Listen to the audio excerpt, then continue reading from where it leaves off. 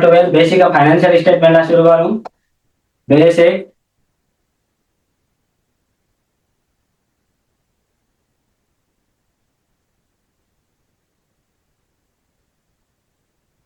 ल basic of financial statement. Basic financial statement भन्ने च्याप्टरलाई हामीले सुरुवात गर्दैछौँ।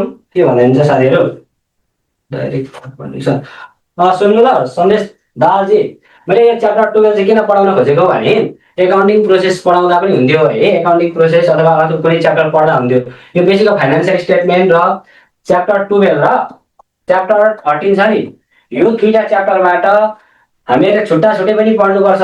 मल्टी स्टेपको तरिकाले income statement, statement of retained earning, balance सिटहरू तयार गर्नुपर्छ। त्यसै गरी त्यही च्याप्टरमा एनएफआरएसको तरिकाले नेपाल फाइनान्शियल रिपोर्टिङ स्ट्यान्डर्डका आधारमा पनि हामीहरूले income statement, statement of retained earning, balance sheet तयार गर्नुपर्ने हुन्छ।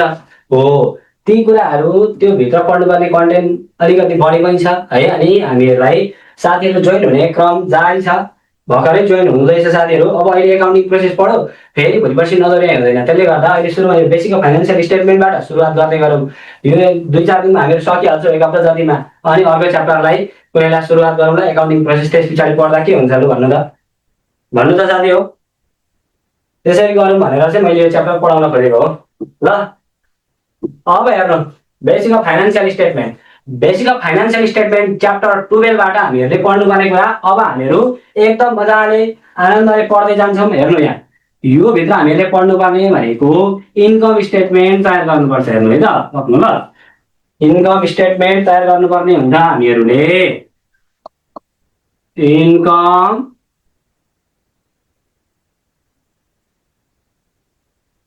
इन्कम स्टेटमेन्ट हामीहरूले बेसिक अफ फाइनेन्शियल स्टेटमेन्ट भित्र रहेर दुई तरिकाले इन्कम स्टेटमेन्ट तयार गर्नुपर्छ। एकबाट मल्टी स्टेप, अर्को एनएफआरएसको तरिकाले इन्कम स्टेटमेन्ट हामीहरू तयार गर्छौँ। त्यस पछाडि हामीहरू लेख्छौँ दोस्रोमा के लेख्छौँ त भन्दाखेरि statement of retained earning, statement of retained earning, statement of retained earning हामीले अर्को पढ्नुपर्छ। एउटा इन्कम स्टेटमेन्ट, अर्को स्टेटमेन्ट अफ रिटेन अर्निङ, र तेस्रो नम्बरमा हामीले के पढ्छौँ त भन्दाखेरि ब्यालेन्स सिट। यति तीनटा हामीले तयार गर्नुपर्ने हुन्छ basic of financial statement, multi स्टेपको तरिकाले पनि एनएफआरएसको तरिकाले पनि। अब हामीहरू सुरुमा मल्टी स्टेपको तरिकाले अथवा सिंगल स्टेपको तरिकाले अध्ययन गर्छौँ। त्यस पछाडि हामीहरू यो सके पश्चात एनएफआरएसको तरिकाले पनि यिनै तीनटा एकाउन्ट हामीहरू बनाउन सिकिहाल्छौँ। अब हेर्नु, अब थोरै मैले फर्मेटको खाता तयार गर्छु, त्यस पछाडि तपाईँहरूलाई म बुझाउँदै जान्छु ल साथी हो। ल हेर्नु, हामीहरू सबैभन्दा सुरुमा इन्कम स्टेटमेन्टलाई सुरु गर्छौँ। इन्कम स्टेटमेन्टमा तपाईँहरूलाई एकैछिनमा बुझाउँछु। यो इन्कम स्टेटमेन्टमा हामीले के गर्ने हो त, कुन तरिकाले गर्ने हो त भन्ने कुरा हामीहरू अध्ययन गर्दै जान्छौँ। तर म थोरै यहाँनिर फर्मेटको बनाउँछु अनि तपाईँहरूलाई बुझाउँदै जान्छु ल। सबैभन्दा सुरुमा कुनै पनि एउटा कम्पनीको इन्कम स्टेटमेन्ट तयार गर्दैछौँ भने सुरुमा हामीहरू कम्पनीको नाम लेख्छौँ। कम्पनी डट डट कम्पनी भनेर लेख्छौँ, डट डट कम्पनी भनेर लेख्ने। हेर्नु है, डट डट कम्पनी भनेर लेख्ने।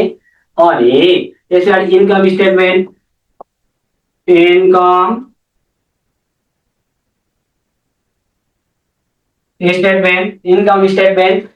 स्टेटमेन्ट हामीहरू मल्टी स्टेपको तरिकाले बनाउँछौँ है।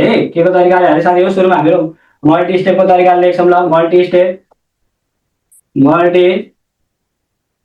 स्टेपको तरिकाले इन्कम स्टेटमेन्ट बनाउँदैछौँ।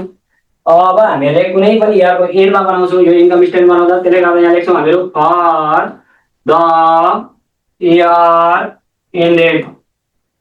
ल, फर द इयर एन्डेड, यो फर द इयर एन्डेड जस्तै सपोज मानौँ क्वेसनमा दिएको हुन्छ 2077 सालको 12 महिना 31 गते भनेर दिएको हुनसक्छ। यसरी लेखिदिने फर द इयर एन्डेड 2077 को 12 महिना 31 गते।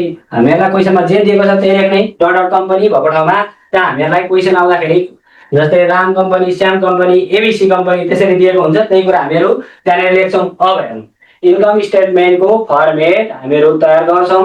पार्टिकुलर एमाउन्ट भनेर पार्टिकुलर एमाउन्ट भनेर लेख्छौँ। पाउनु है त? ल ठिक छ, पख्नु है त। अब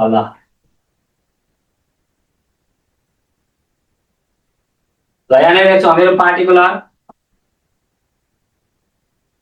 पार्टिकुलर एमाउन्ट एमाउन्ट है। ल तपाईँलाई केही समस्या पर्यो भने भन्दै गर्नु है, मेरो आवाजहरू सुनिएन है, अलिक आवाजहरू क्लियर छैन भने भन्दै गर्नु होला। अक्षरहरू अलिक मेरो ठिकै मात्रै छ, नराम्रो छ हेर्नु, अक्षर चाहिँ भएको कुरा गर्नु पर्ला, त्यसले गर्दा केही बुझेन लेखेको गरेको भने भन्नु होला।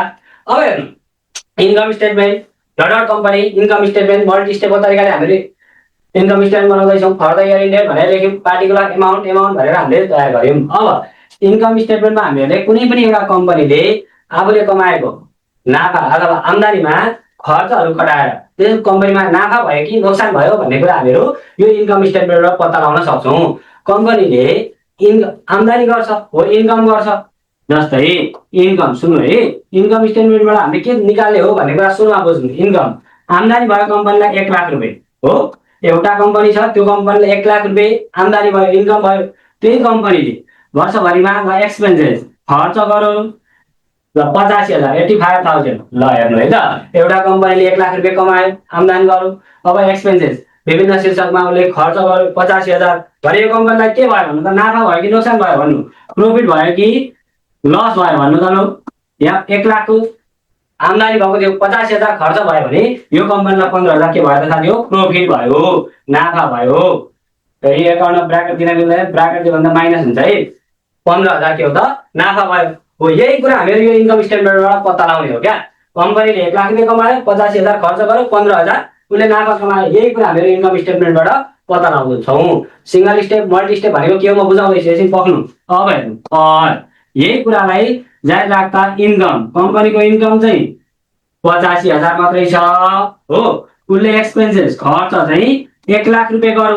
अब यो कम्पनीलाई के भयो भन्नु त, नाफा भयो कि नोक्सान भयो भन्नु त, प्रफिट भयो कि लस भयो भन्नु त साथी हो।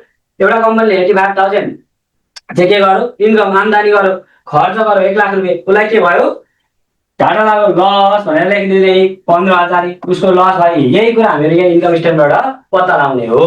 अब हेर्नु यो कुरा हामीहरू इन्कम स्टेटमेन्ट। अब यहाँ अलिकति कुरा सुन्नु है त, यहाँ नोट भनेर म यतापट्टि लेख्छु, यो नोट भनेर लेखेका कुरालाई तपाईँहरूले अर्को अलिकति ध्यान दिनु ल। जस्तै इन्कम स्टेटमेन्टलाई एक्जाममा के भनेर आउँछ त भन्दाखेरि नोट्स भनेर लेखिदिउँ ल। नोट भनेर इन्कम स्टेटमेन्ट, एउटा इन्कम स्टेटमेन्ट इन्कम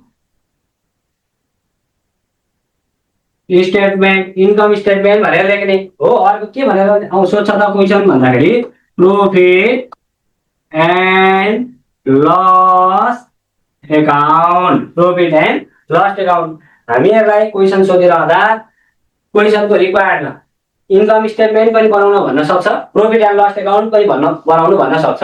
यो दुईटै जे आए पनि एउटै हो, यही म जे फर्मेट लेखाउँदैछु तपाईँहरूलाई यही तयार गर्ने हो भनेर बुझ्नु है।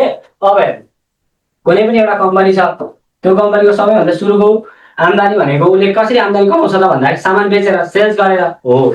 अब हेर्नु यहाँ सबैभन्दा सुरुमा हामीले के लेख्छौँ सेल्स लेख्छौँ ल। मल्टी स्टेप र सिंगल स्टेपको विषयमा थोरै म तपाईँलाई भनिदिइहाल्छु ल।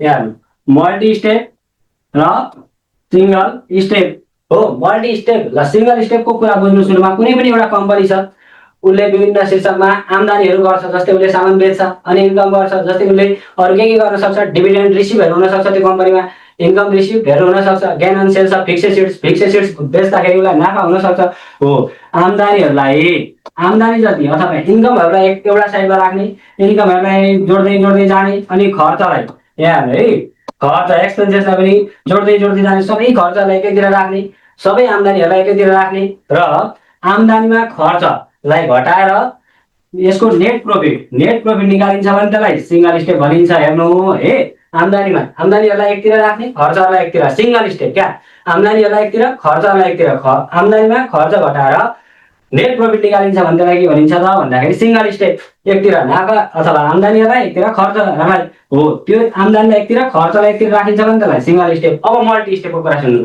सिंगल स्टेप हामीलाई एक्जाममा प्रायः सोध्दैन, हेर्नु म भोलि पर्सि एउटा दुईटा हिसाब पनि गराउँला, तर हामीहरूलाई सिंगल स्टेप एक्जाममा सोध्दैन।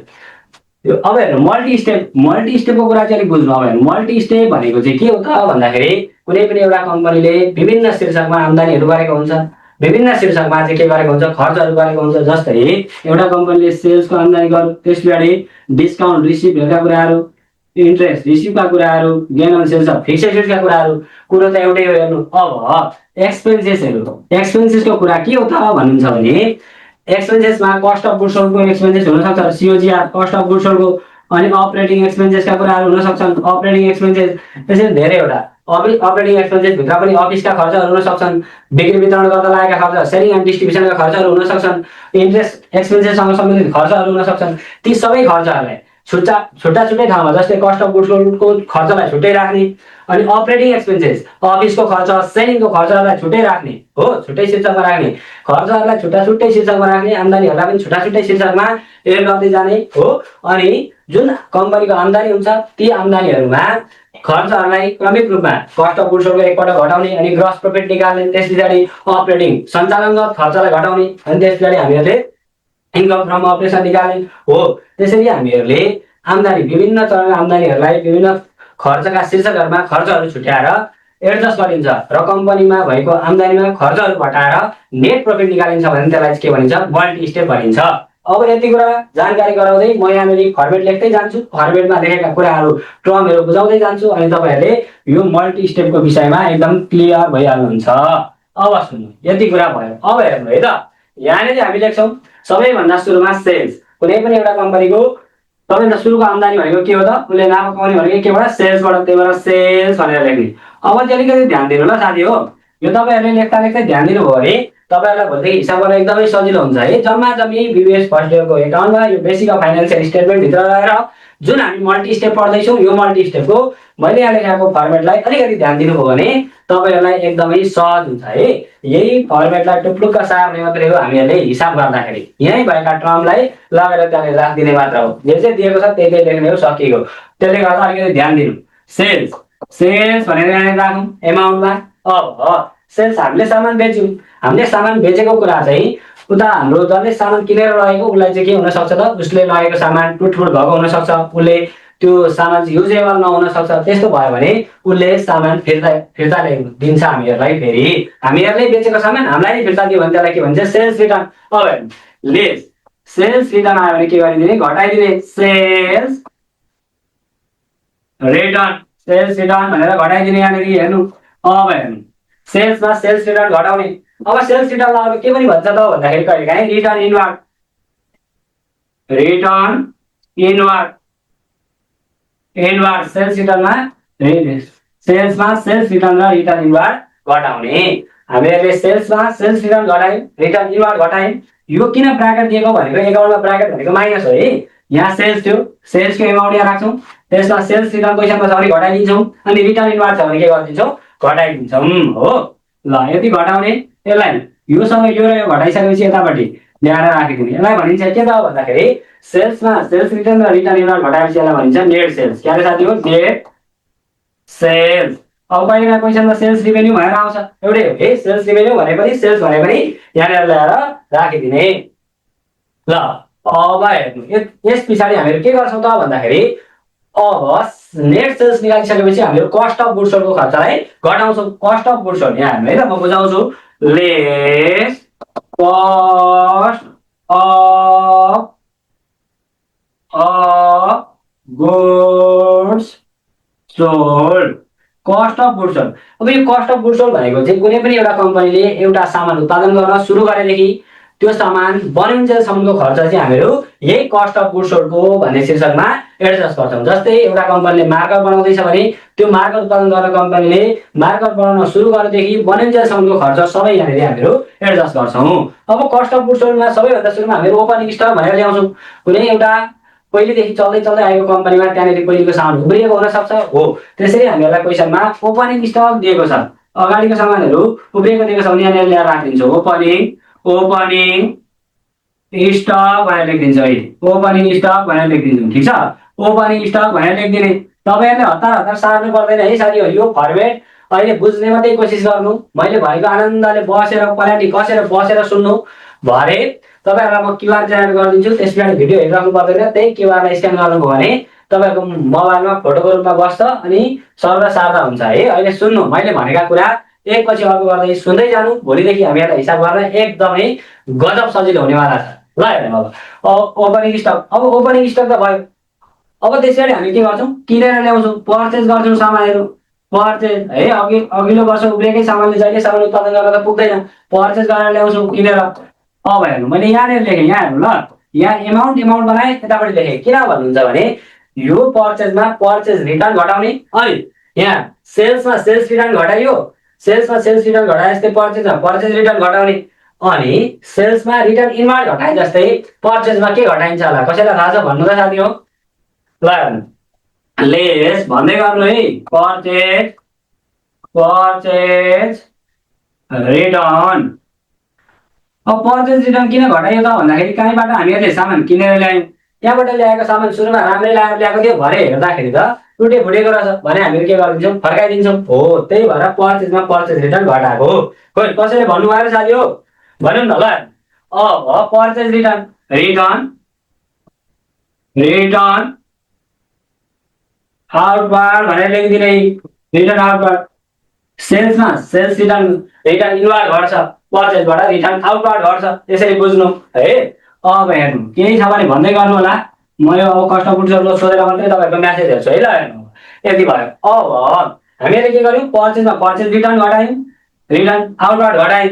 अब त्यस पछाडि हामीहरू कस्टम ड्युटी लेख्छौँ। म कस्टम ड्युटी। अब यो कस्टम ड्युटी भनेको हामीहरूले सामान त किनेर ल्याए, सामान जस्तै हामीले नेपालैबाट ल्याएको हो भने त क्यारिज भाडा मात्रै लाग्छ, तर विदेशबाट जस्तै इन्डियाबाट हामीले कुनै सामान ल्यायौँ भने भन्सार महसुल लाग्छ क्या। हो, त्यही भन्सार महसुल कस्टम ड्युटी भन्छ है। भन्सार महसुल हामीहरू तिर्नुपर्ने हुन्छ, त्यो कुरालाई पनि हामीले यहाँनिर एडजस्ट गरिदिन्छौँ। हामीले के गर्दैछौँ यहाँ है, जम्मा नेट सेल्स निकाल्यौँ, अहिले कस्ट अफ गुड्स भित्र पर्ने कुराहरूलाई एडजस्ट गर्न सिक्दैछौँ। कस्ट अफ गुड्स भित्र ओपनिङ स्टक पर्दो रहेछ, त्यसैले पर्चेजमा पर्चेज रिटर्न छ भने घटाउने, रिटर्न आउटवार्ड छ भने घटाउने, अनि कस्टम ड्युटी भन्सार महसुलको कुराहरू। अब क्यारेज इनवार्ड, क्यारेज इनवार्ड भनेर लेखिदिने, क्यारेज इनवार्ड है, क्यारेज इनवार्ड। अब हामीहरूले सामान किनेर ल्याउँदा के लाग्छ, भाडा लाग्छ। जस्तै गाडीमा सामान लिएर आउँदै गर्दाखेरि त्यो भाडाहरू लाग्छ गाडीमा। हो, त्यही कुराहरू क्यारेज इनवार्ड। अब हेर्नु साथीहरू, म यहाँ नोट्स लेख्छु, यो नोट्स चाहिँ एकदमै ध्यान दिएर तपाईँहरूले लेख्नु होला है। ल भरे सार्दाखेरि एकदमै ध्यान दिएर सार्नु होला।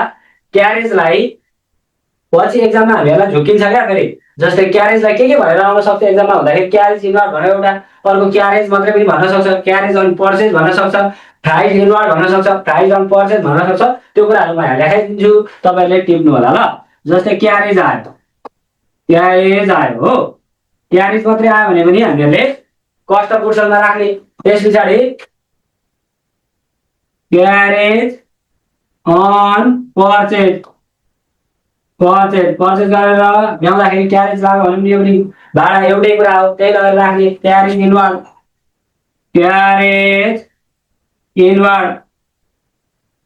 इनवार्ड भनेर लेख्ने। अर्को carriage on purchase, carriage inward. त्यस पछाडि हामीले अब के आउँछ, प्राइस इनवार्ड हो, price on purchase, price on purchase. यति कुरा आयो भने एउटै कुरा हो, यो नोट्समा लेखेको कुरा एउटै हो। जस्तै यहाँनिर हेर्नु त, इन्कम स्टेटमेन्ट र प्रफिट एन्ड लस भनेको एउटै हो। यहाँ carriage on purchase, carriage inward, price on purchase भनेको एउटै कुरा हो। त्यति शब्द यति मध्ये एउटा आउँछ एक्जाममा, त्योलाई यहाँ टुप्लुका राखिदिने क्यारेज इनवार्डको ठाउँमा। चाहे क्यारेज अन पर्चेज आओस्, प्राइस अन इनवार्ड आओस्, प्राइस अन पर्चेज आओस्, जे आए पनि यहाँनिर ल्याएर राखिदिने। अब हामीहरूले अर्को कुरा सुन्नु है। अब यहाँनिर अर्को कुरा सुन्नु साथीहरू, एकदम ध्यान दिएर हेर्नु। अब यहाँनिर वेजेस, सामान त ल्यायो, सामान ल्याउँदाखेरि त्यहाँनिर ल्याउने, लोड अनलोड गर्ने मान्छेहरूलाई त के दिनु पर्यो, पैसा दिनु पर्यो। ज्याला भनेको पैसा, त्यही सामान बोकेर आउने लोड अनलोड गर्ने व्यक्तिहरूलाई दिएको पैसा हो। अब हेर्नु, यहाँ वेजेस भनेको ज्याला यहीँ राखेँ। यहाँ पर्चेज रिटर्न घटाउनका लागि मैले तपाईँले राखेको थिएँ, अघि भनिहालेँ एमाउन्टदेखि यतापट्टि। अब वेजेसमा एड। अब यहाँ थोरै लेख्छु अनि बुझाउँछु ल। आउटस्ट्यान्डिङ एक्सपेन्सेस लेखेको होला, एक्सपेन्सेस भनेर लेख्नु होला। अहिले म लेखि पनि दिन्छु उतापट्टि एक्सपेन्सेस। अब हेर्नु, यो के गरेको भन्नुहुन्छ भने वेजेस ज्यालामा आउटस्ट्यान्डिङ एक्सपेन्सेस तिर्न बाँकी छ भने जोडिदिने। अब प्रिपेड वेजेस छ भने घटाउने, आउटस्ट्यान्डिङका कुराहरू आयो भने जोड्ने, प्रिपेडका कुराहरू आयो भने घटाउने। अब त्यो त मैले भने, त्यति कुरा भनिरहँदा अब हेर्नु, फेरि नोट्स भनेर लेख्नु होला। यो झन् इम्पोर्टेन्ट हो है, नोट्स भनेर लेख्नु होला। तिर्न बाँकी हो, तिर्न बाँकी भनेर लेखिदिउँ ल। तिर्न बाँकी, तिर्न बाँकीमा के हुन्छ त भन्दाखेरि यसलाई के भनेर आउँछ एक्जाममा भन्दाखेरि outstanding expenses, expenses outstanding expenses भनेर लेख्ने हो। त्यस पछाडि अब ड्यू, माउन्टेन ड्यू, ड्यू मात्रै भनेर पनि आउन सक्छ यही तिर्न बाँकीलाई। अब त्यस पछाडि पिएबल भन्नु ल, पिएबल, पिएबल मात्रै भनेर आउन सक्छ, अन पेड भनेर आउन सक्छ है, स्टिल टु बी पेड भनेर पनि आउन सक्छ। हेर्नु, still to be paid, outstanding expenses भन्यो भने पनि त्यो तिर्न बाँकी हो, ड्यू भन्यो भने पनि तिर्न बाँकी हो, पिएबल भन्यो भने पनि तिर्न बाँकी हो, अनपेड भन्यो भने तिर्न बाँकी हो, स्टिल टु बी पेड है। यति कुराहरू आयो भने हामीहरूले के गरिदिने त भन्दाखेरि जोडिदिने। जस्तै वेजेसमा आउटस्ट्यान्डिङ आएको छ भने जोडिदिने, अनि सेलरीमा आउटस्ट्यान्डिङ आएको छ भने जोडिदिने, यी यति शब्दहरूले जोड्ने हो क्या। अनि प्रिपेड, यो तिर्न बाँकी भनेको हामीले कसैलाई पैसा दिनु छ, तिर्नुपर्ने 10,000, 8,000 दिउँ। अब हेर्नु यहाँ म लेखेरै बुझाउँछु ल, यहाँ 10,000 हामीहरूले कसैलाई वेजेस दिनुपर्ने ए भन्ने व्यक्तिलाई 10,000, 8,000 दिउँ। अब कति हजार दिन बाँकी रह्यो भन्नु त साथी हो, हामीले ए भन्ने व्यक्तिलाई चाहिँ 10,000 रुपियाँ पैसा दिनु थियो, हामीहरूले के गर्यौँ त 8,000 दिउँ, 2,000 तिर्न लागिसके छैन हो। यी यति नाम गरेका ट्रमहरू आयो भने त्यहाँनिर हामीहरूले आउटस्ट्यान्डिङ भनेर जोडिदिने, तिर्न बाँकी छ है भनेर जोडिदिने। अब यो कुरा म भरे तपाईँलाई लेखाउँदिनँ है, यो सम्झिराख्नु। अहिले सुरुमै लेखाइदिएँ, भरे म तपाईँलाई तल करेन्ट लाइबिलिटिजमा due, payable, unpaid, still to be paid है, आउटस्ट्यान्डिङका कुराहरू लेखाउँदिनँ, यही तिर्न बाँकीका कुराहरूलाई त्यहाँनिर लगाएर राख्ने तपाईँहरूले। म भरे बुझाउँदै जान्छु ल। यति कुरा भयो। अब हामीहरू यहाँ हेर्नु, ओपनिङ स्टकलाई के गर्ने अघि जोडी, अब लास्टमा क्लोजिङ, जति स्टकमा रहन्छ त्यसलाई घटाइदिने, less closing, closing stock, closing स्टकलाई के गरिदिने साथी हो, घटाइदिने, ओपनिङलाई जोड्ने, क्लोजिङलाई घटाउने। कस्ट अफ गुड्स यति गर्दा हामीहरूले निकाल्यौँ। सुरुमा नेट सेल्स निकाल्यौँ, कस्ट अफ गुड्स भित्र सरल अहिले भन्दाखेरि धेरै बेला लाग्यो भने केही छैन। हेर्नु, ओपनिङ स्टक, पर्चेजका कुराहरू, पर्चेजमा पर्चेज रिटर्न छ भने घटाउने, रिटर्न आउटवार्ड छ भने घटाउने, कस्टम ड्युटीको कुरा, क्यारेजका कुराहरू यहाँनिर एडजस्ट हुन्छन्, वेजेसका कुराहरू, अनि क्लोजिङ स्टकलाई घटाउने। सधैँ यति नै हो यहाँनिर आउने है ल। अब के गर्ने भन्नुहुन्छ भने माथिको यहाँनिर ओपनिङ स्टक यो सबैलाई जोड्ने, यो तलको क्लोजिङ स्टकलाई घटाउने, जति आउँछ यतापट्टि राख्ने, यो माथिकोलाई जोड्ने, यो क्लोजिङ स्टकलाई घटाएर यतापट्टि राख्ने। अब यो कस्ट अफ गुड्स भनेको त कुनै सामान उत्पादन गर्न सुरु गरेदेखि बनिन्जेलसम्मको खर्च हो, त्यसले गर्दा एक्सपेन्सेस हो। यहाँ त के छ, नेट सेल्स, कम्पनीको आम्दानी छ, इन्कममा यो कस्ट अफ गुड्सको खर्चलाई घटाउने, यहाँ जति आउँछ यहाँ लेखिदिने। त्यसलाई के भनिन्छ भन्दाखेरि ग्रस प्रॉफिट भनेर लेखिदिन्छ हामीहरू। ग्रस प्रॉफिट आयो यति गर्दा ग्रस प्रॉफिट, प्रॉफिट। अब दुईटा स्टेप गर्दैछौँ हामी जम्मा जम्मी। सेल्समा सेल्स रिटर्न र रिटर्न इन्भल्भ घटायौँ, नेट सेल्स निकाल्यौँ, कस्ट अफ गुड्सका कुराहरूलाई एडजस्ट गर्यौँ, ग्रस प्रॉफिट निकाल्यौँ। त्यसरी सम्झिने हो क्या। अब हेर्नु, अब यति भइसके पश्चात अब हामीहरू गर्छौँ के गर्छौँ त भन्दाखेरि less operating, operating expenses, expenses, operating expenses, सञ्चालनगत खर्चलाई हामीहरू दुईटा शीर्षकमा छुट्याएर एडजस्ट गर्छौँ। अब अपरेटिङ एक्सपेन्सेस, सञ्चालनगत खर्चलाई हामीहरू कति दुईटा शीर्षकमा छुट्याउँछौँ। त्यो के हो त भन्दाखेरि यहाँनिर यो अपरेटिङ एक्सपेन्सेस भने ए नम्बर लेखेँ मैले है, यो ए नम्बरकोमा अब म लेख्छु अफिस, अफिस अथवा अफिसको ठाउँमा जेनरल लेख्दा पनि हुन्छ है, अफिस एन्ड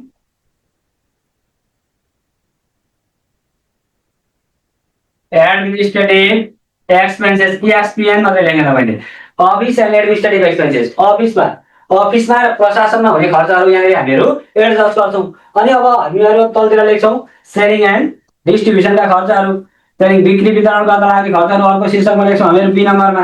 अब हेर्नु है त, हामीहरूले अहिले के गर्यौँ, ग्रस प्रॉफिट निकाल्यौँ, अपरेटिङ एक्सपेन्सेस सुरुवात गर्यौँ। अपरेटिङ एक्सपेन्सेसलाई दुईटा शीर्षकमा छुट्याउँछौँ, एउटा अफिस एन्ड एडमिनिस्ट्रेटिभ एक्सपेन्सेस, अर्को सेलिङ एन्ड डिस्ट्रिब्युसन एक्सपेन्सेस। एकैछिनमा बुझ्नुहुन्छ, अहिले आरामले हेर्नु मात्र ल। हेर्नु अब हेर्नु यहाँनिर, अब यहाँनिर हामी अफिसका खर्च लेख्छौँ। जस्तै अफिसका खर्च के हुनसक्छ, सेलरी, ल सेलरी भनेर लेख्यौँ, सेलरी भनेर लेख्यौँ। अब यहाँनिर लेखेँ मैले। हेर्नु है, यो किन यस्तो गरिरहेको छु भन्दाखेरि माथि पनि विचार गर्नु, वेजेसमा आउटस्ट्यान्डिङ एक्सपेन्सेस जोड्नका लागि मैले यतापट्टि लेखाएको थिएँ, यो र यो जोडेँ, यतापट्टि राखेँ। अब त्यसलाई पनि म यसै गर्छु, यहाँ राखेँ। अब ए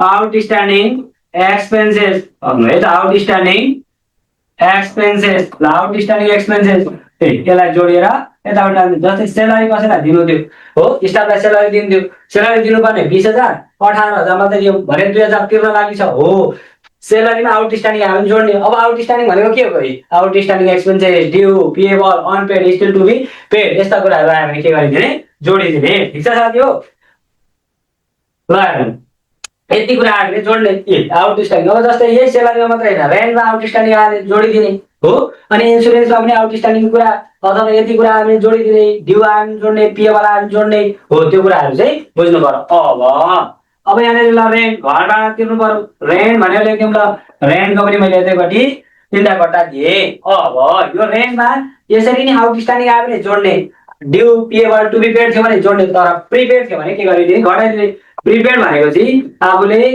जस्तै 10,000 दिनुपर्ने थियो कति दिउँ 12,000 दिउँ हो धेरै दिउँ नि त हो यो धेरै दिउँ भने चाहिँ के हो त प्रिपेड अगाडि नै दिउँ नि त अग्रिम रूपमा त्यसले गर्दा 10,000 दिने ठाउँमा 12,000 दिउँ भने प्रिपेड अब त्यही कुरा हामीहरूले 12,000 दिने ठाउँमा 10,000 दिउँ भने के भयो त यो चाहिँ आउटस्ट्यान्डिङ तिर्न लागि भयो हो यसरी बुझ्नु पर्यो साथी हो है अब हामीहरू आज धेरै पढ्छौँ केही समस्या पर्यो भने भन्दै गर्नु रेन्टमा प्रिपेड रेन्ट घटाउने प्रिपेड रेन्टलाई घटाउने ल प्रिपेड रेन्टलाई घटाइदिने ट्यागसँगले ल ट्यागसँगले लेखिदिने रेन्टमा प्रिपेड रेन्टलाई घटाइदिने उतापट्टि राखिदिने सेलरीमा आउटस्ट्यान्डिङ जोड्यौँ हामीले यतापट्टि राख्यौँ हो प्रिपेड छ भने घटाउने यति शब्दहरू छन् भने जोड्ने एक्जाममा यस्तै शब्दहरू आउने हुन् यो एकदमै इम्पोर्टेन्ट कुरा हो है साथीहरू यो कुरा एकदमै इम्पोर्टेन्ट हो नत्र पछि कहाँ जान्छ भनेर खोज्दै दिन जान्छ त्यसले गर्दा एकदमै मजाले हेर्नु होला ल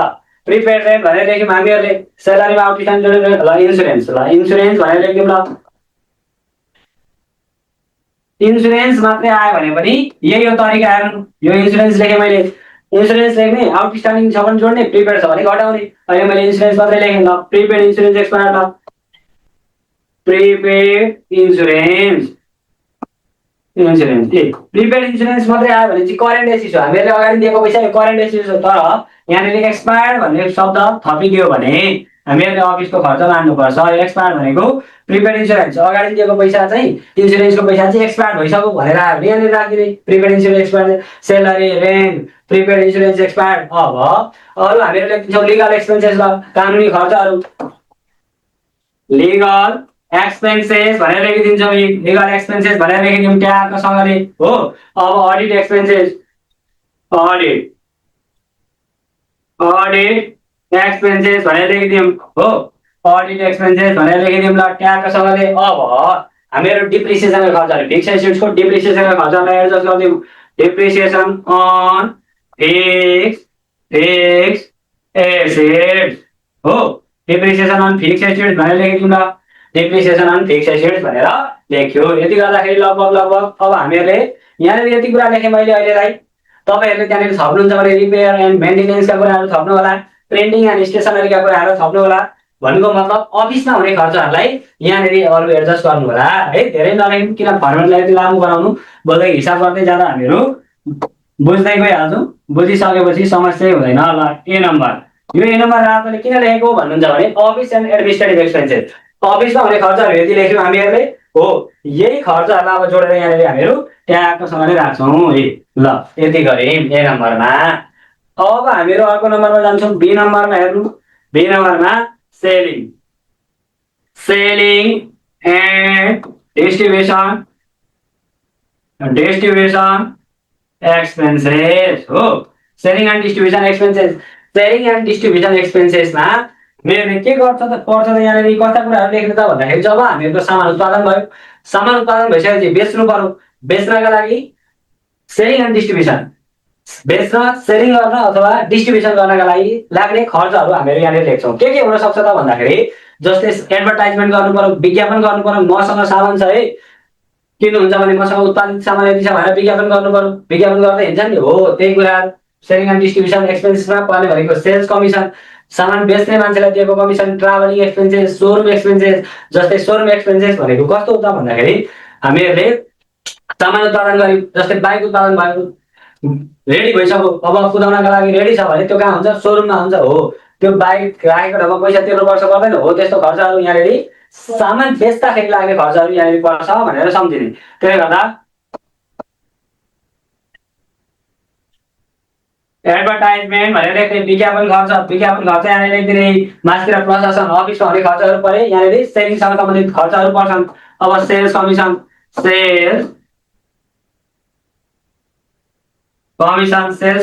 हो, सेल्स कमिसन ल, एडभर्टाइजमेन्ट सेल्स कमिसन। अब त्यसमा ट्राभलिङ एक्सपेन्सेसका कुराहरू र एक्सपिएन मात्रै लेखेँ ल मैले, एक्सपेन्सेस ट्राभलिङ एक्सपेन्सेसका कुराहरू। अब अरू के पर्न सक्छ? जस्तै सेल्स गर्दाखेरि आफूले सामान बेच्दाखेरि डिस्काउन्ट दिनुपर्ने हुनसक्छ, डिस्काउन्ट एलाउडको कुरा, डिस्काउन्ट एलाउड है, छुट दिएको कुराहरू यहाँनिर आउन सक्छ। ल, यसरी लेखिदिने। अलिकति फर्मेटलाई तलसम्म तान्नु ल साथी हो।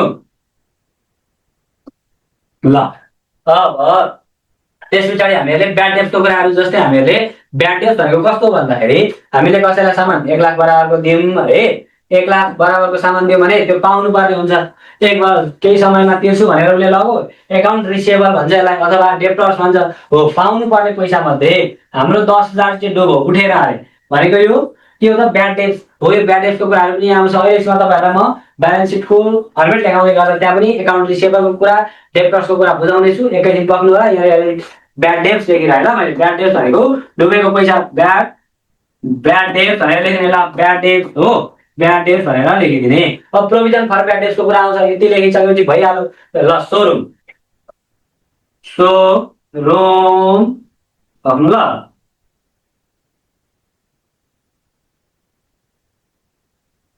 सोरुम एक्सपेन्सेस भनेर लेखिदिने हो, सोरुम एक्सपेन्सेस हो। ल, सोरुम एक्सपेन्सेस यहाँनिर आउँछ।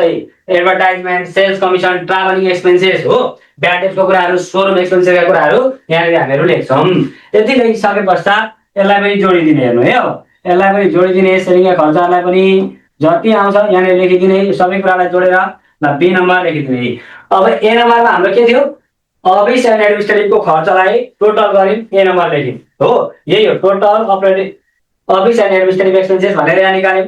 त्यस पछाडि हामीले सेलिङ एन्ड डिस्ट्रिब्युसनको खर्चलाई यहाँ तलतिर निकाल्यौँ। सेलिङ एन्ड डिस्ट्रिब्युसनको खर्च बी नम्बरमा निस्क्यो। टोटल आयो, दुईटै टोटल आयो नि।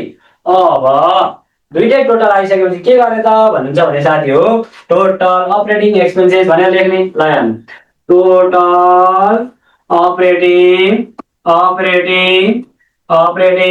एक्सपेन्सेस। यो कुरा अलिकति बुझ्नु ल। यहाँ हेर्नु साथी हो, प्लस बी। अब सुरुमा फेरि भिडियो हेर्नु होला। यो जसरी पनि तपाईँहरूले जान्नै पर्छ है साथी हो। टोटल अपरेटिङ एक्सपेन्सेस यो के गरेको त भन्दाखेरि यहाँ हेर्नु, हामीहरूले ग्रस प्रफिट निकाल्यौँ। ग्रस प्रफिट निकालिसकेपछि अपरेटिङ एक्सपेन्सेसलाई घटाउँदै थियौँ। ठिक छ। अपरेटिङ एक्सपेन्सेस भित्र अफिस एन्ड एडमिनिस्ट्रेटिभ एक्सपेन्सेस लेख्यौँ एउटा टपिक। अर्को के लेख्यौँ? सेलिङ एन्ड डिस्ट्रिब्युसन एक्सपेन्सेस भन्ने टपिक्स लेख्यौँ। हो, त्यो दुईटा टपिक्स अफिस एन्ड एडमिनिस्ट्रेटिभ र सेलिङ एन्ड डिस्ट्रिब्युसन एक्सपेन्सेसको जम्मा खर्च है, टोटल अपरेटिङ एक्सपेन्सेस। यहाँ हेर्नु त, यही अपरेटिङ एक्सपेन्सेस भित्र ए नम्बर र बी नम्बर हो कि होइन? हो, त्यो दुईटा जोड्दा जति आयो त्यसलाई हामीले लेख्यौँ total operating expenses A plus B. त्यो total operating expenses A plus B गरेर हामीहरू के गरिदिन्छौँ त अब भन्दाखेरि यतापट्टि लगेर सिधै राखिदिन्छौँ, यो र यो माथिको ए नम्बर र बी नम्बर जोडेर। अब यति गरिसकेपछि के हुन्छ त भन्दाखेरि अपरेटिङ एक्सपेन्सेस त आयो। अब हेर्नु, यहाँ माथि के छ? यो कोलममा हेर्नु त, यहाँ माथि के छ? यहाँनिर छ नि, यहाँ यो के छ? ग्रस प्रफिट हो। यो ग्रस प्रफिटसँग हो, त्यो कम्पनीको ग्रस प्रफिट कुल नाफासँग के गर्ने? अपरेटिङ एक्सपेन्सेसलाई घटाइदिने। यो एक्सपेन्सेसलाई घटाइदिने, यहाँ जति आउँछ त्यसलाई यहाँ लेखिदिने। यसलाई के भनिन्छ भन्दाखेरि इन्कम फ्रम अपरेसन। त्यहाँ साथीहरू सञ्चालन कर आम्दानी आयो, इन्कम फ्रम अपरेसन भनेर लेख्ने हो। हामीहरूले के तिनवटा कुरा निकाल्यौँ। हेर्नु, यहाँ सबैभन्दा सुरुमा नेट सेल्स निकाल्यौँ, त्यसपछि ग्रस प्रफिट निकाल्यौँ। यहाँ ग्रस प्रफिट हो, ग्रस प्रफिट पछाडि हामीले के गर्यौँ त भन्नुहुन्छ भने यहाँनिर इन्कम फ्रम अपरेसन निकाल्यौँ। अब हामीहरूले सेल्सको, यो कम्पनीको सेल्ससँग सम्बन्धित इन्कमलाई यहाँ राख्यौँ। त्यसपछि कस्ट अफ गुड्स सोल्डलाई घटायौँ, अपरेटिङ एक्सपेन्सेसलाई घटायौँ। मल्टी स्टेप गर्दैछौँ हामी, यही हो तरिका। अब यस पछाडि हामीले के गर्छौँ त भन्दाखेरि यहाँनिर यो कम्पनीका अन्य इन्कमहरू छन् भने, ओदर इन्कमहरू छन् भने यहाँनिर हामीहरू जोडिदिन्छौँ। यहाँ ओदर इन्कम एन्ड गेन भनेर लेखिदिन्छौँ। अदर इन्कम एन्ड गेन भनेको यो कम्पनीको अदर इन्कम के हुन सक्छ? जस्तै डिस्काउन्ट रिसिभ, क्या साथी हो? डिस्काउन्ट रिसिभ, क्रेडिटतिर दिएको डिस्काउन्ट। अब एउटा कुरा सुन्नु ल, क्रेडिटतिर दिएको डिस्काउन्ट त्यो कम्पनीको इन्कम हुन्छ र डेबिटतिर दिएको डिस्काउन्ट त्यो कम्पनीको खर्च हुन्छ। जस्तै डिस्काउन्ट एलाउड आयो भने सेलिङ एन्ड डिस्ट्रिब्युसनमा राख्ने खर्चमा, अनि डिस्काउन्ट रिसिभको कुरा आयो भने अदर इन्कम एन्ड गेनमा राख्ने है त। ल अब इन्ट्रेस्ट रिसिभ यहाँनिर लेखिदिउँ हो, यो जोड्नु पर्यो। अब किन यसले लेखेँ मैले भन्दाखेरि आम्दानीलाई जोड्ने खर्चलाई घटाउने, इन्कम स्टेटमेन्टमा गर्ने भनेकै त्यही हो। ल इन्ट्रेस्ट रिसिभ लेखिदिउँ। ल रिसिभ धेरै कुरा नलेखौँ, यस्तै कुराहरू आउने है। अब यहाँनिर अर्को कुरा के आउँछ भन्दाखेरि कहिलेकाहीँ प्रोभिजन फर ब्याड डेब्ट्स, डुबेको पैसा उठो भने त्यो पनि यहाँनिर प्रोभिजन फर ब्याड डेब्ट्सको कुरा पनि आउँछ। अहिले लेखिन मैले gain on sales of fixed assets लेखेर एउटा gain on sales of fixed assets राम्ररी हेर्नु है। Gain on sales of fixed assets बेच्दाखेरि भएको नाफा पनि हामीले यहाँनिर एडजस्ट गर्नुपर्ने हुन्छ। अब हेर्नु यो तीनटा कुरालाई जोड्ने, यतापट्टि लगेर राखिदिने हो। यसमा जुन हामीहरूको इन्कम फ्रम अपरेसन आएको छ नि हो, यहाँनिर हामीले के गर्ने? एड गर्ने अनि यहाँ तलतिर लगेर टुप्लुकै राखिदिने। सकिन आँट्यो है इन्कम स्टेटमेन्टको फर्मेट। एकैछिन बस्नु है साथी हो, आनन्दले हेर्नु, केही बुझेन भने सोध्नु ल। हेर्नु इन्कम फ्रम अपरेसन पछाडि हामीले अदर इन्कम एन्ड गेनलाई जोडिसकेपछि यहाँ जति आयो त्यसलाई राख्ने। यसलाई केही नाम दिनु पर्दैन। जस्तै हामीले अगाडि त नाम दिँदै थियौँ, इन्कम फ्रम अपरेसन भन्थ्यौँ, माथि ग्रस प्रफिट भनेर भन्थ्यौँ हो। जुन अदर इन्कम एन्ड गेन जोडिसकेपछि हामीले केही नाम दिनु पर्दैन, त्यसलाई त्यतिकै छोडिदिने। अब हामीहरूले के गर्ने त भन्दाखेरि फेरि लेस हो, अरू खर्चहरूलाई अब घटाइदिने। इन्ट्रेस्ट एक्सपेन्सेसका खर्चहरूलाई ल हेर्नु ल, अदर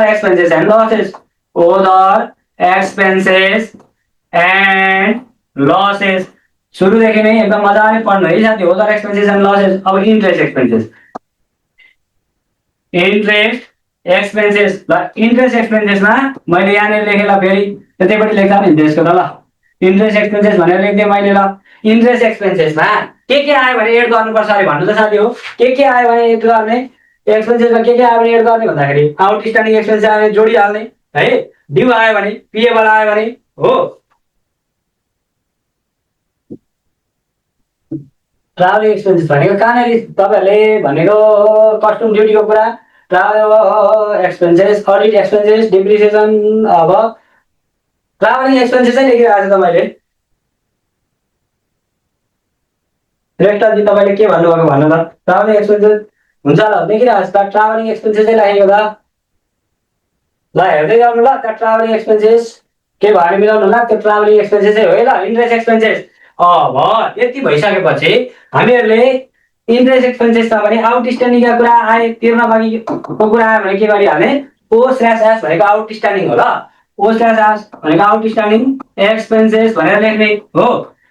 अब यति भइसकेपछि यसलाई जोड्ने, जति आउँछ यसलाई यतापट्टि लागेर टुप्लुकै राखिदिने अनि के गरिदिने? घटाइदिने। जुन हामीहरूले यो अदर इन्कम एन्ड गेन जोडेर यहाँनिर आएको छ एमाउन्ट, यसमा यसलाई घटाइदिने, जति आउँछ त्यसलाई यहाँनिर राखिदिने। यो कम्पनीको ट्याक्स तिर्नुभन्दा अगाडिको नाफा हिसाब हो। यहाँ के लेख्छौँ हामीहरू? नेट भन्नु है त, net profit before tax, net profit before tax भनेर लेख्ने। नेट प्रफिट बिफोर ट्याक्स भनेर लेख्ने यसरी हो। नेट प्रफिट बिफोर ट्याक्स भनेर लेख्यो। अब त्यस पछाडि लेस गरिदिने। हेर्नु लेस प्रोभिजन फर ट्याक्स। अब यो प्रोभिजन फर ट्याक्स भनेको कुनै पनि एउटा कम्पनीलाई नाफा भइसकेपछि नेपाल सरकारलाई चाहिँ के गर्नुपर्छ? ट्याक्स तिर्नुपर्छ त्यो कम्पनीले हो। त्यही नेट प्रफिट बिफोर ट्याक्स भनेको ट्याक्स तिर्नुभन्दा अगाडिको नाफा यहाँ जति आएको हुन्छ त्यसमा प्रोभिजन फर ट्याक्स तिर्नका लागि व्यवस्था गर्ने अथवा ट्याक्स तिर्नका लागि एमाउन्ट छुट्याउने, त्यसबाट नेट प्रफिट आफ्टर ट्याक्स निकाल्ने हो। जस्तै त्यहाँनिर क्वेसनमा 25% इन्कम ट्याक्स अथवा प्रोभिजन फर ट्याक्स भनेर 25%, 20%, 10% आउँछ। त्यही कुरा यहाँनिर क्यालकुलेट गरिदिने अनि राखिदिने हो। त्यो कुरामा हिसाब गर्दै जाँदा बुझाउँला। अहिले यति नै बुझाएँ ल मैले। ल यहाँ यसमा घटाउने जति आउँछ त्यसलाई भनिन्छ, यहाँनिर फाइनल एन्सर आउँछ त्यसलाई भनिन्छ के भन्दाखेरि नेट प्रफिट बिफोर ट्याक्स तिर्नुभन्दा अगाडिको नाफा आयो। अब के आउँछ? Net profit profit after tax है, नेट प्रॉफिट आफ्टर ट्याक्स आउँछ यति गर्दाखेरि। ल यति गर्दाखेरि हामीहरूले यो इन्कम स्टेटमेन्टको फर्मेटलाई पूर्ण रूपमा सक्यौं। यति नै हो। इन्कम स्टेटमेन्ट भने पनि प्रॉफिट एन्ड लस एकाउन्ट बनाउनु भने पनि मल्टी स्टेपको तरिकाले इन्कम स्टेटमेन्ट र प्रॉफिट एन्ड लस एकाउन्ट बनाउनु भन्यो भने यति नै हो। भनेको सेलिङ भनेको कुन चाहिँ यहाँ हेर्नु त, ल हेर्नु यहाँनिर, यहाँ सुन्नु। Selling and distribution expenses, advertisement, विज्ञापन खर्च, सामान बेच्दाखेरि लाग्ने खर्च हो यो पनि। सेल्स कमिसन है, सेल्स कमिसनको कुरा, यो सेल्स कमिसन सामान बेच्ने मान्छेलाई दिएको कमिसन। त्यसपछि ट्राभलिङ एक्सपेन्सेस, सामान बेच्न जाँदाखेरि गाडी भाडाहरू लाग्छ नि, हो त्यही कुराहरू, ट्राभलिङ एक्सपेन्सेसको कुराहरू। डिस्काउन्ट अलाउड, सामान बेच्दाखेरि छुट दियो भने पनि हाम्रो खर्च हो। जस्तै हामीले 5000 को सामान चाहिँ 4800 4800 मा बेच्यौँ भने 200 रुपियाँ हामीलाई घाटा लाग्छ, हो त्यही कुराहरू लेखेको यहाँ। ब्याड डेब्ट भनेको डुबेको पैसा, त्यो पनि सेल्स। ब्याड डेब्ट भनेको सामान जब कसैलाई उधारोमा बेचिन्छ हो, पाउनु पर्ने हुन्छ, त्यतिखेर यो डुबेको पैसा आउने हो। सामान बेचिसकेपछि मात्रै ब्याड डेब्ट उत्पन्न हुने हो, त्यसले गर्दा सेलिङमा ब्याड डेब्ट पर्छ। सोरुम एक्सपेन्सेस, सोरुम एक्सपेन्सेस भनेको कस्तो हो भन्नुहुन्छ भने कुनै सामान उत्पादन गरियो है, त्यो उत्पादन गरेको सामान हामीले कहाँ राखेर बेच्छौँ त भन्दाखेरि सोरुममा, जस्तै गोदाममा। जस्तै नर्मल्ली एउटा एक्जाम्पल तपाईँलाई दिनुपर्दा सोरुम एक्सपेन्सेस भनेको हामीहरूले बाइक बनिन्छ, रेडी हुन्छ हो, त्यो बाइक बेच्नका लागि कहाँ राखेको हुन्छ, सोरुममा राखेको हुन्छ हो, त्यो सोरुममा लागेका खर्चहरू यहाँनिर राख्ने हो भनेर सम्झिँदा पनि हुन्छ। यो कुराहरू ठिक छ त, किन तपाईँलाई त्यस्तो लाग्यो भन्नु त? यहाँ केही बुझ्नु भएन भने भन्नु। सेल्स कमिसन भनेको सामान बेच्ने मान्छेलाई दिएको कमिसन, पैसो। एडभर्टाइजमेन्ट भनेको विज्ञापन खर्च हो। अब ब्याड डेब्टको कुरा मैले भनिहालेँ। अहिले म तपाईँलाई फेरि पनि ब्याड डेब्टको कुरा किन यहाँ आयो भन्ने कुरा बुझाउँछु। अहिले चाहिँ पक्नु म भनिरहेको छु। सोरुम एक्सपेन्सेसको कुरा पनि मैले बुझाइहालेँ। अरू केही बुझ्नु भएन भने भन्नु होला। ओके, सेलिङ मिस्टेक छैन, कहाँदेखि हुनु सेलिङ मिस्टेक, यही हो। ल अब अरू के छ ल, इन्कम स्टेटमेन्टको हामीले फर्मेट सक्यौँ। अब हामीहरूले अर्को बनाउनु पर्ने के हो लु भन्नु त?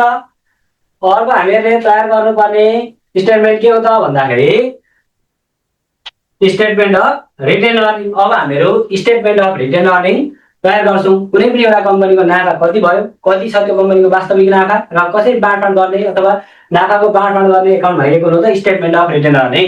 यो हामीहरू जम्मा 2 मिनटमा सकिहाल्छौँ। ल साथीहरू, ल अब हेर्नु, केही पढ्यो भने भन्दै गर्नु। के भन्दै हुन्छ? 12 पढ्ने सर भनिदिन्छ। ल भोलिदेखि टाइम चेन्ज गर्नु अरे। किन साथीहरू टाइम चेन्ज है? ठिक छ ल, 2 घन्टा पढाउनु पर्छ, अरू टाइम त्यत्रो धेरै